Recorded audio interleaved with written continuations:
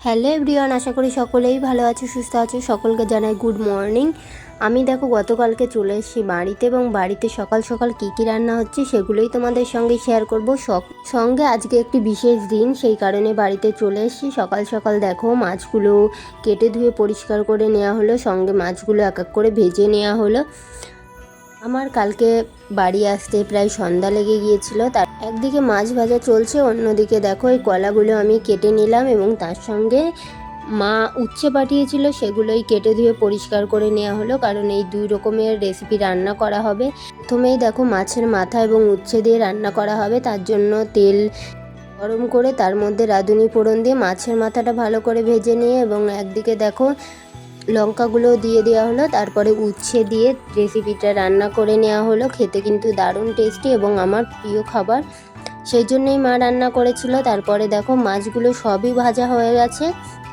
মাছ ভেজে নিয়ে কলা এবং তার সঙ্গে আলু কেটেছিলাম। কলা আলুটা তুলে রাখবো ছোটো বোনের জন্য, সেই কারণে দেখো আলু দিয়েছিলাম কলার মধ্যে। এবার দেখো রেসিপিটা রান্না করে নেব।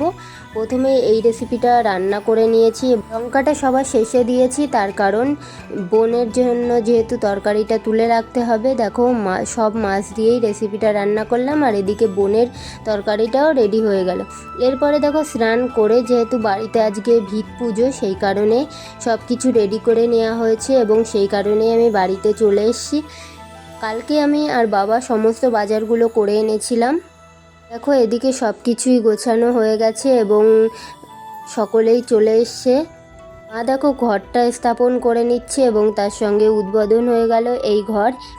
ভীষণ আনন্দ হচ্ছিল, এবং অনেক দিন ধরেই ইচ্ছা ছিল ঘরটা তৈরি করার, কিন্তু হয়ে উঠছিল না। যেহেতু বাবা বাড়ি এসছে, সেই কারণে এখন ঘরটা শুরু করা হচ্ছে। তোমাদের সকালের রেসিপিতে কি কি রান্না হয়েছে অবশ্যই কমেন্ট করে জানিও, এবং ভিডিওটি ভালো লাগলে অবশ্যই লাইক কমেন্ট শেয়ার করে চ্যানেলটিকে সাবস্ক্রাইব করে পাশে থেকো। দেখো মা পুজো দিয়ে দিল। আজকের ভিডিওটি এই পর্যন্ত।